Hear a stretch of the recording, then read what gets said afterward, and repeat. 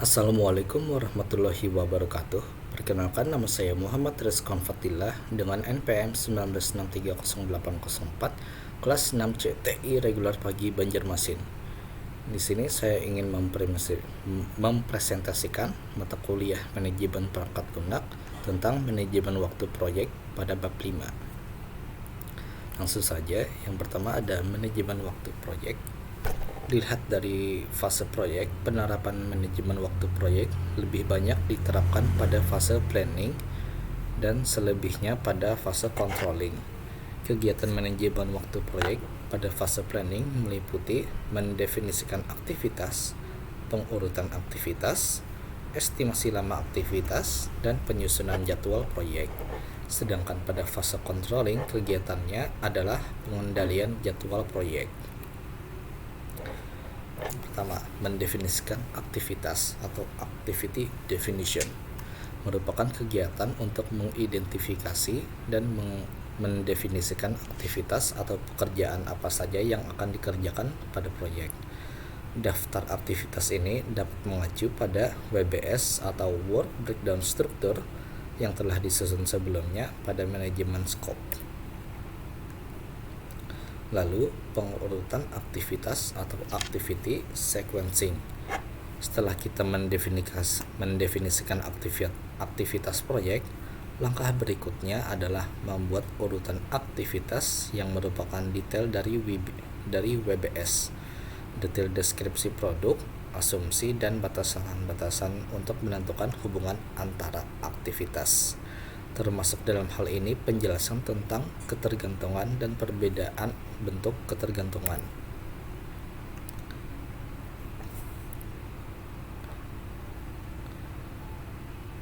Ketergantungan atau hubungan antar aktivitas merupakan bahan dasar dalam menyusun penjadwalan proyek.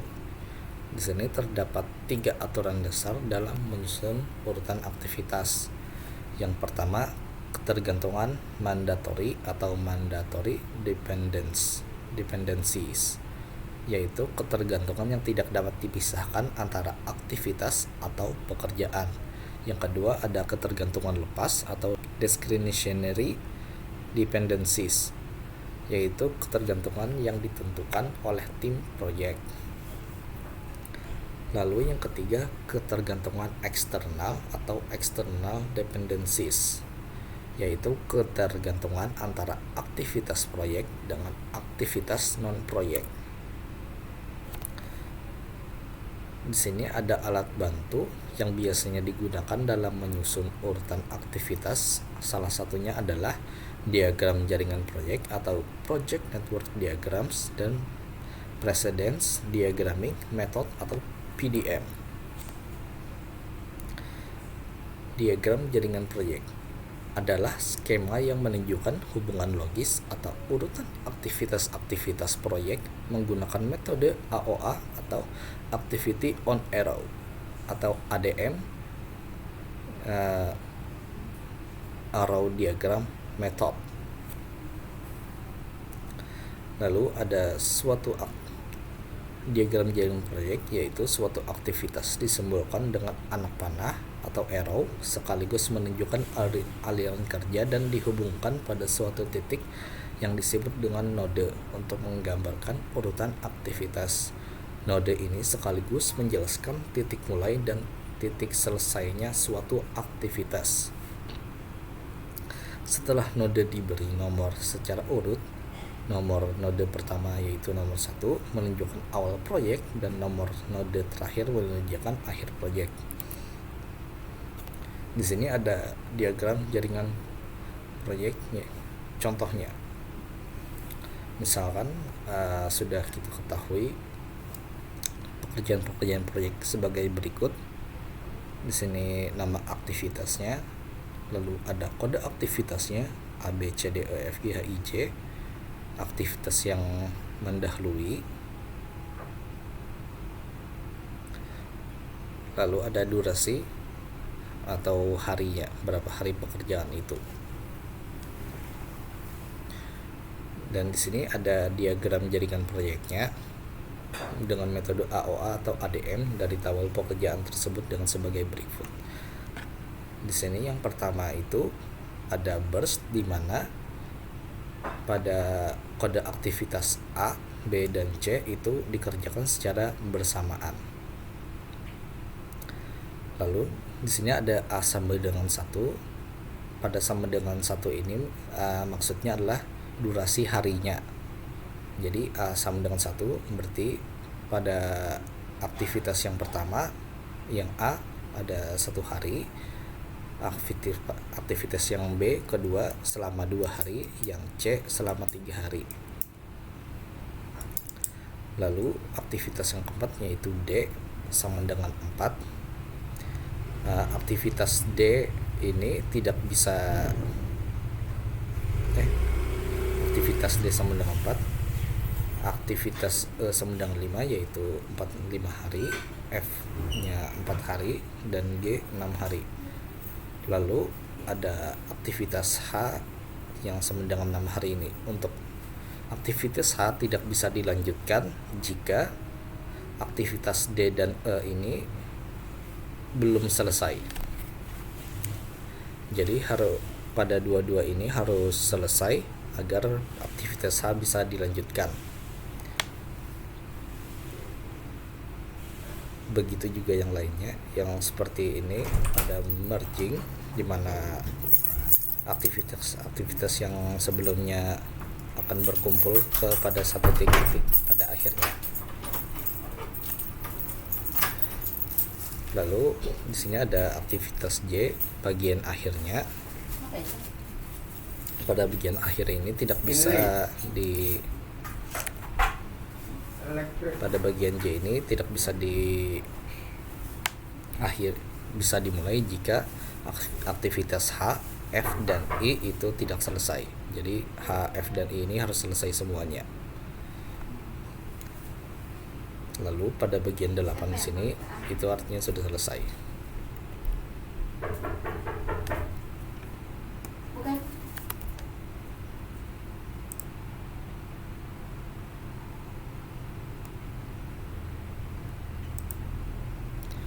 Lalu berikutnya ada Precedence Diagramming Method atau PDM, yaitu metode pembuatan diagram jaringan kerja proyek menggunakan simbol kotak sebagai representasi aktivitas proyek. Metode ini lebih memperlihatkan hubungan waktu. Pada PDM, aktivitas ini dinyatakan dalam bentuk kotak dan hubungan antar aktivitas dinyatakan dengan anak panah. Seperti ini contohnya. Di sini ada hari mulainya, lalu finishnya hari apa. Ada ID 1 yaitu bagian awalnya maksudnya, lalu disambung pada D dan H. Di sini ada bagian ID 2 juga. Ada bagian ID 2 E, H. Ya kurang lebih seperti sebelumnya, cuman di sini bentuknya table dan juga penggambarnya lebih detail dan lebih jelas. Lalu pada PDM terdapat 4 bentuk ketergantungan pada metode PDM, yaitu finish to start yaitu VS. Suatu aktivitas tidak dapat dimulai selama aktivitas sebelumnya belum berakhir. Lalu ada start to start yaitu SS. Suatu aktivitas tidak dapat dimulai selama aktivitas lain belum dimulai. Lalu ada finish to finish atau FF, yaitu suatu aktivitas tidak dapat diakhiri selama aktivitas lain berakhir. Lalu ada start to finish atau SF, yaitu suatu aktivitas tidak dapat diakhiri selama aktivitas A belum dimulai. Lalu ada estimasi durasi aktivasi. Estimasi durasi aktivasi sangat penting untuk mengetahui berapa lama waktu aktual atau real yang sebenarnya dibutuhkan oleh proyek. Berdasarkan urutan aktivitas dan saling ketertarikan antar aktivitas, dimungkinkan terdapat beberapa aktivitas yang dapat berjalan simultan. Batasan-batasan, asumsi-asumsi aktivitas, dan ketersediaan sumber daya proyek perlu dipertimbangkan untuk memperkirakan durasi aktivitas. Lalu ada penyusunan jadwal Setelah semua aktivitas diperkirakan, proses manajemen waktu proyek selanjutnya adalah menyusun jadwal proyek yang realistis berdasarkan aktivitas-aktivitas yang sudah didefinisikan beserta estimasi waktu aktivitas. Terdapat beberapa tool yang dapat digunakan untuk menyusun pembuatan jadwal proyek, yaitu yang pertama ada Gantt chart, yang kedua analisis PERT, yang ketiga analisis jalur kritis. Yang pertama ada Gantt chart, yaitu digambarkan oleh Henry Gantt, merupakan bagan dengan format standar untuk menampilkan informasi jadwal proyek dengan membuat daftar aktivitas proyek disertai jadwal waktu mulai dan waktu selesai dengan format kalender.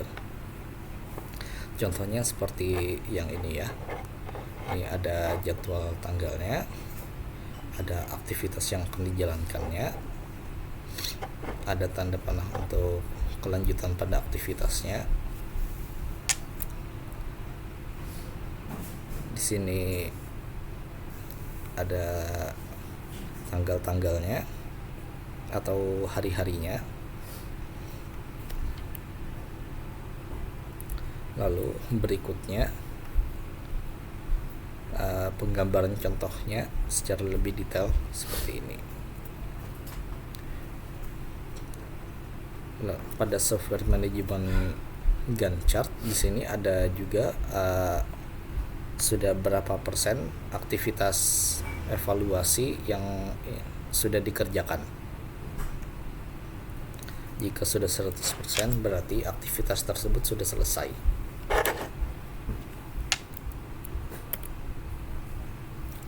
Lalu ada metode jalur kritis atau critical path method CPM, merupakan analisis jaringan proyek yang digunakan untuk memperkirakan total durasi umur proyek.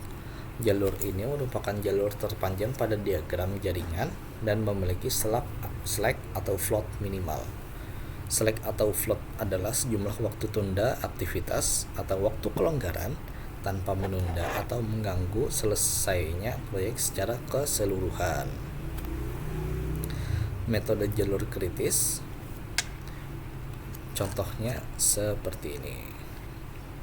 Pada jalur 1, jalur ini ada ADHJ, total waktunya ada dari A-nya 1 ditambah dengan D4, H-nya ditambah 6, lalu ditambahkan dengan J yaitu 3, berarti 14 hari. Lalu ada jalur 2 BEHJ dengan total waktu 2 ditambah 5 tambah 6 tambah 3 menjadi 16 hari. 2 ditambah 5 B, E, H, dan J menjadi 16 hari totalnya. Lalu pada jalur ketiga yang lurus ini ada BFG setotalnya 9 hari. Lalu jalur keempat CGIG dengan total hari 14 hari. Berarti jalur kritisnya adalah BEHJ dengan total waktu proyek selama 16 hari.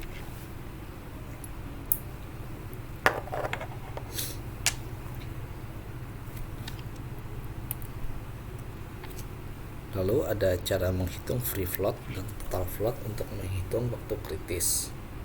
Free float dan total float dapat dihitung dengan menggunakan metode penelusuran arah depan atau penelusuran arah belakang. Jika dihitung menggunakan penelusuran arah belakang atau backward, maka harus mempertimbangkan waktu paling lambat mulainya aktivitas atau late start atau LS, dan waktu paling lambat selesainya aktivitas atau late finish atau LF.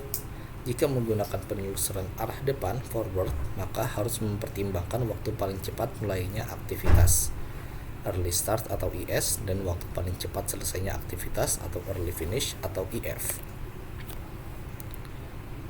Di sini ada contohnya. Untuk memudahkan perhitungan, setiap node kita modifikasi menjadi 3 komponen, yaitu ada node, ada IS atau IF, dan LS dan LF, sehingga secara lengkap diagram jaringan di atas berbentuk seperti ini. Ya, contohnya seperti ini. Misalkan awal pekerjaan proyek dimulai pada tanggal 1 April 2006. Untuk memudahkan perhitungan, kita tandai awal proyek ini adalah hari ke-0. Hari ke-0 ya, di sini adalah kita telusuri umur proyek dengan arah maju forward dan arah mundur backward. Nah, pada arah maju forward, cara perhitungannya pada bagian 0 ini ditambah dengan pada bagian A. Jadi 0 ditambah 1. Berarti di sini sudah 1 hari. Lalu jika dilanjutin ke D, maka 1 ini ditambah dengan 4. Maka hasilnya 5. Lalu di sini ada juga yang untuk menghitung bagian H. Ada B, jalur ini 2 ditambah 5 sama dengan 7. Jadi untuk penyelesaian pada bagian H6 ini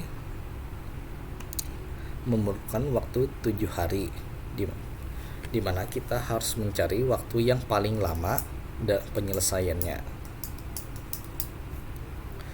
Lalu di sini ada pada bagian B dengan F, secara nyelur saja berarti 6 hari, 2 ditambah 4.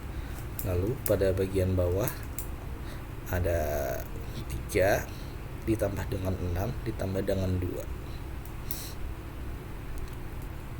Jadinya seperti ini ya. Pada bagian maksnya 11, 13 dan 13 hari.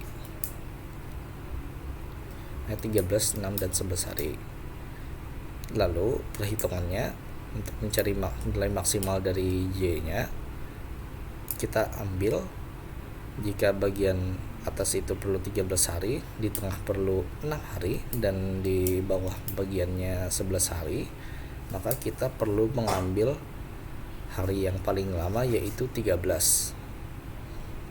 Lalu 13 ini kita tambahkan dengan pengerjaan J-nya, yaitu 3, 13 tambah 3 sama dengan 16. Jadi dimasukkan angka 16 untuk penyelesaiannya. Jadi untuk menyelesaikan proyek ini perlu 16 hari. Lalu untuk perhitungan mundur backward, kita memulainya dari bagian hari ke-16 nya ini yang sudah kita dihitung sebelumnya. Pada bagian hari 16 ini kita kurangkan dengan J ini, maka hasilnya menjadi 13. Lalu jika sebelumnya dimulai dari depan, kita memulainya dari belakang ini. 13 ini dikurangkan 6, maka 7 hari. Di sini jika lurusnya 13 dikurang 4, maka hasilnya adalah 7 hari. Lalu di sini ada 16 dikurang 3 hari proyeknya, maka hasilnya 11 hari. Jadi ya dimasukkan di sini.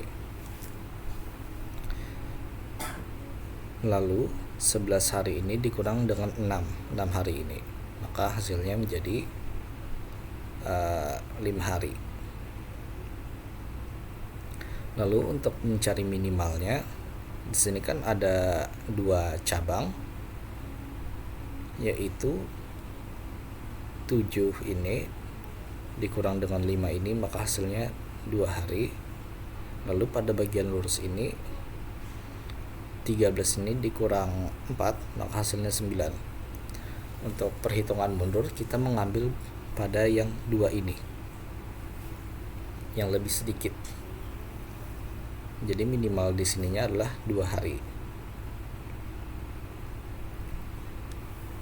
Lalu pada bagian akhir setelah kita terkumpul semua, minimalnya 3 dikurang 2 sama dengan 1 hari, bagian A.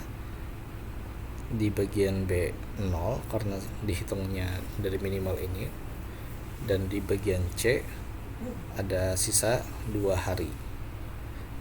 Maka kita ambil yang bagian tengah ini 0 hari.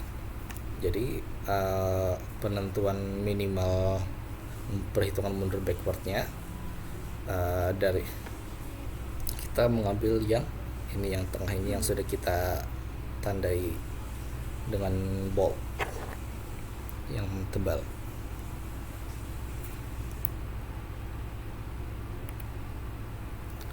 Lalu menghitung total float, free float, dan jalur kritis.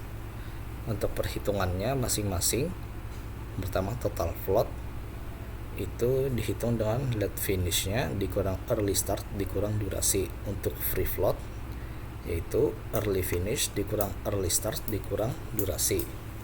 Untuk jalur kritis adalah jalur yang melewati aktivitas di mana total float sama dengan free float sama dengan 0. Artinya jalur dianggap setiap aktivitas tidak memiliki waktu kelonggaran, baik total float maupun free float. Untuk jalur kritis yaitu BEHJ atau 1356 1 dikurang 3 kurang 5 kurang 6 kurang 8 dengan umur proyek selama 16 hari. Jadi jika proyek dimulai pada tanggal 1 April 2006, maka akan selesai pada tanggal 16 April 2006. Lalu ada analysis PERT atau Program Evaluation and Review Technique, yaitu merupakan metode analisis jaringan untuk memperkirakan umur proyek dengan memperhitungkan faktor ketidakpastian waktu masing-masing aktivitas. PERT memperkirakan umur proyek berdasarkan perkiraan waktu probabilistik dengan mempertimbangkan 3 jenis waktu, yaitu waktu optimis atau optimistic time, waktu normal atau most likely time, dan waktu pesimis atau pessimistic time. Waktu optimis atau TO adalah waktu yang dibutuhkan untuk menyelesaikan aktivitas jika tidak terjadi kesalahan pada pelaksanaan aktivitas. Maksudnya itu segala sesuatunya itu berjalan dengan lancar, tidak ada gangguan. Lalu ada waktu normal atau TM, adalah waktu yang dibutuhkan bila aktivitas berjalan normal atau waktu tengah. Lalu ada waktu pesimis atau TP, adalah waktu yang dibutuhkan bila terjadi kesalahan pada pelaksanaan aktivitas yang bersangkutan. Untuk rumusnya seperti yang ini, yaitu TA sama dengan waktu optimis atau TO ditambah 4 waktu normal atau TM ditambah TP atau waktu pesimis dibagi dengan 6. Lalu ada kontrol perubahan jadwal. Ada kontrol perubahan terhadap jadwal proyek, yaitu jadwal proyek yang sudah disusun kadangkala tidak selalu mulus dalam pelaksanaannya. Perubahan-perubahan atau penyimpangan pelaksanaan jadwal proyek sering terjadi di lapangan. Perubahan-perubahan yang terkait dengan pelaksanaan jadwal proyek dapat terjadi karena kurangnya kemampuan dalam mendefinisikan aktivitas-aktivitas proyek termasuk urutan pelaksanaannya. Yang kedua, kurang akurasinya dalam menentukan durasi atau waktu aktivitas, sehingga setelah proyek dikerjakan maka akan terjadi keterlambatan penyelesaian proyek. Yang ketiga ada lemahnya kinerja SDM pelaksana proyek. Sekian dari saya, mohon maaf kalau ada yang kurang jelas atau ada salah kata-kata. Saya akhiri. Assalamualaikum warahmatullahi wabarakatuh.